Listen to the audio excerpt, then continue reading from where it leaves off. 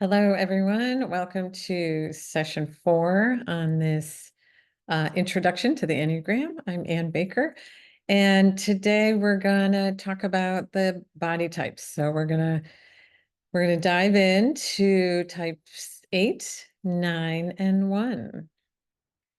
Um, so first we're gonna look at just the whole circle here. So 8, 9, and 1 are at the top of the circle. Those are the body types.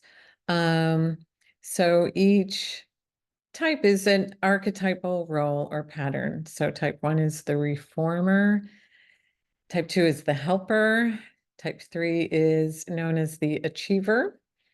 Type 4 is known as the individualist. 5 is the investigator. 6 is the loyalist. 7, the enthusiast.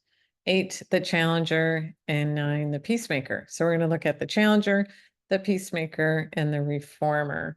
So again, these are qualities, archetypal patterns, qualities that are energetic in nature. They are something we can all relate to. There's achiever, investigator, enthusiast, we can share these qualities, but in general, we just, when we do the exploration and testing, we are predominantly one type.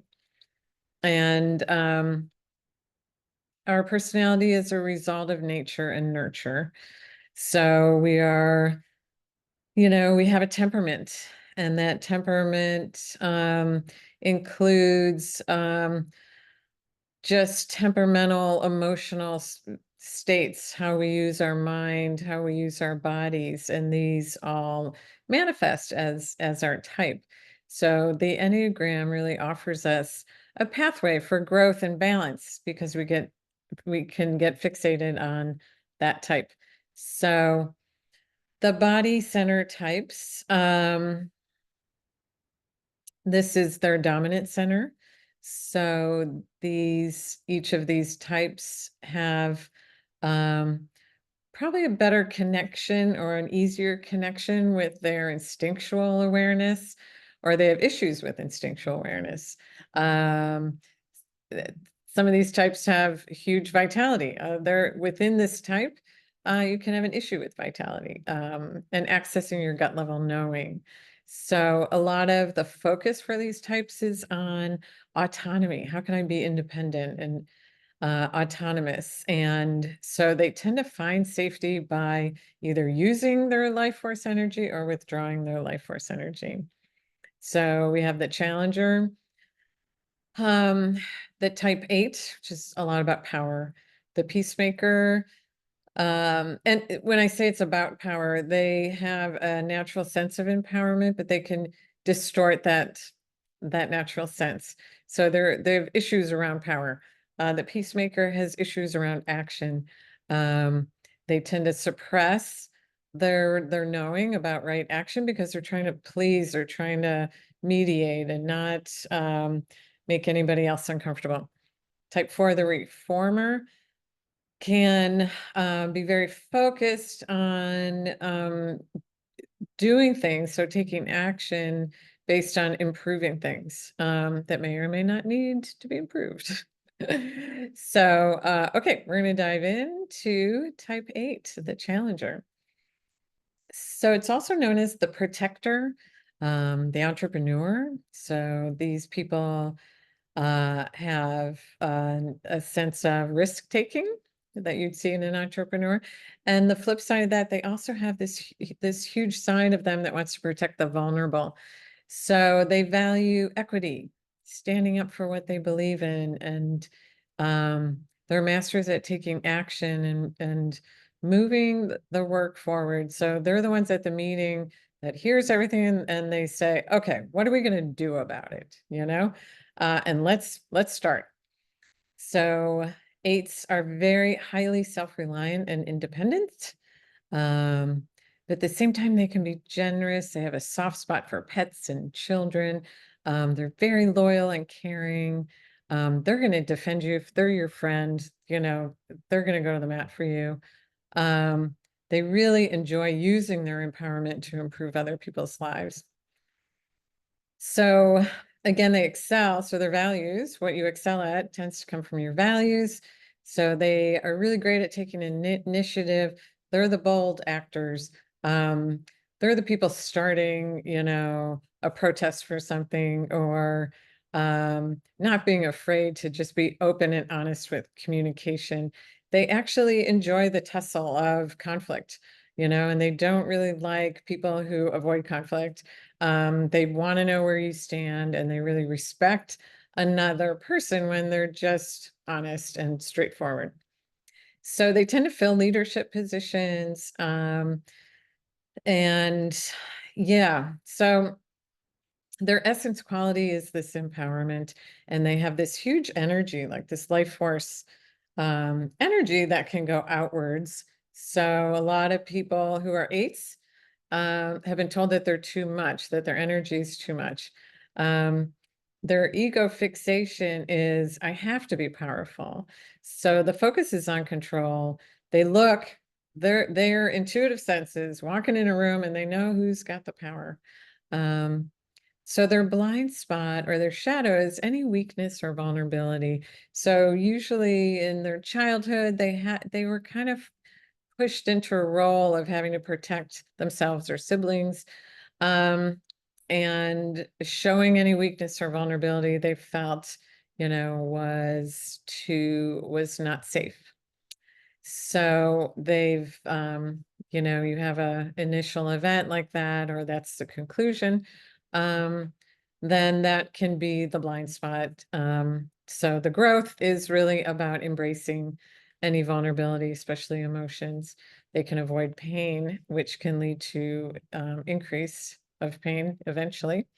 So the defense mechanism is denial, avoiding any vulnerability or appearing weak. And under stress, they can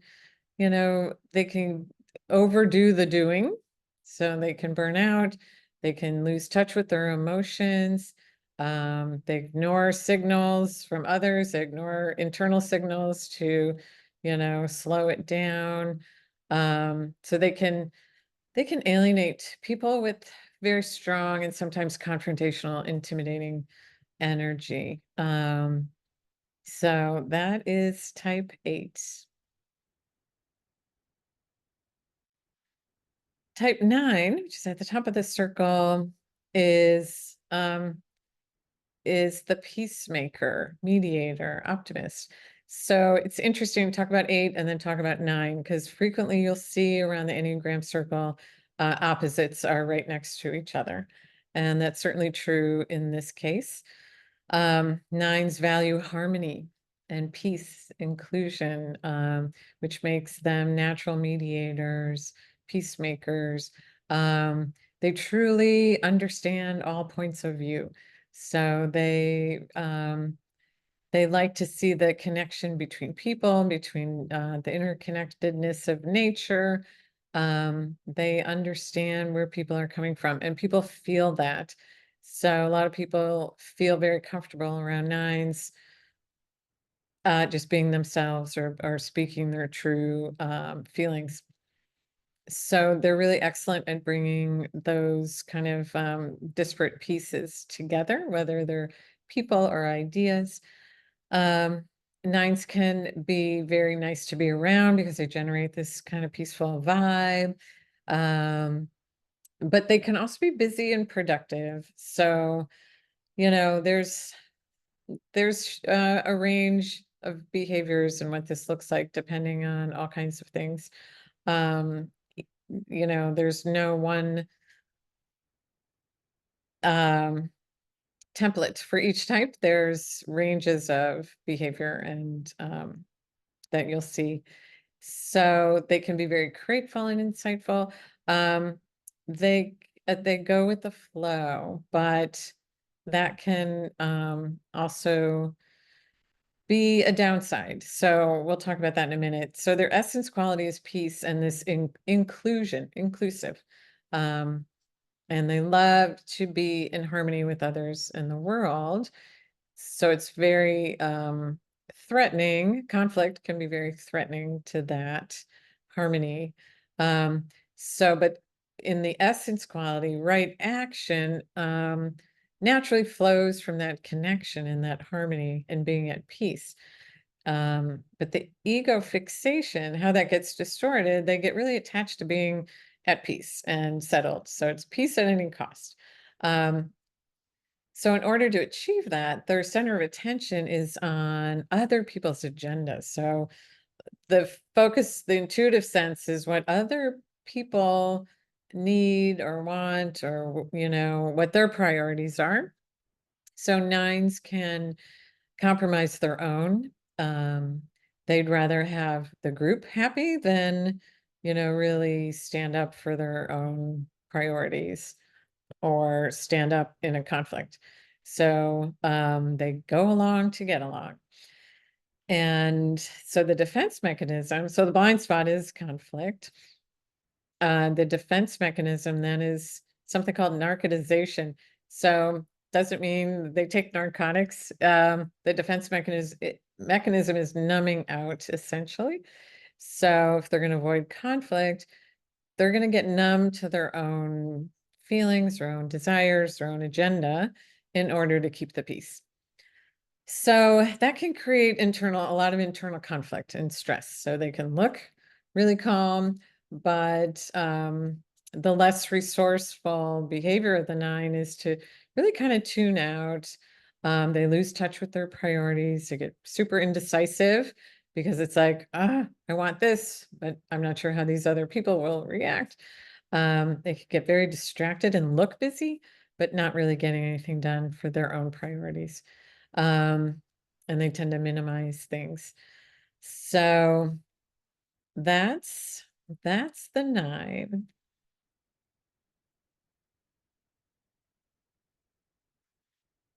Okay, and type 1 is known as the reformer. These are natural teachers, organizers, they tend to be very busy improving the world. So they value goodness, they value hard work, setting high standards. They're very detail-oriented folks. They tend to see the details and also see the big picture, and they hold the vision. They can hold the vision for the image of what things could be, and they also can see that intuitively in other people. They can sense people's inherent goodness. They can sense the potential. So that's really cool. They are really excellent at in situations, jobs that require, that kind of accuracy, that vision, quality improvement. They're really good at problem solving. They love to be creative and practical, but they really have this desire to make the world a better place. So that essence quality is that vision of goodness and potential, seeing it in nature and art and all kinds of idealistic, visions for how things could be. So, but the ego grabs a hold of that and can distort it into a need to be not just good, but perfect. Um, and there's this constant evaluation going on of good and bad, if, focusing on what's wrong or needs to be fixed.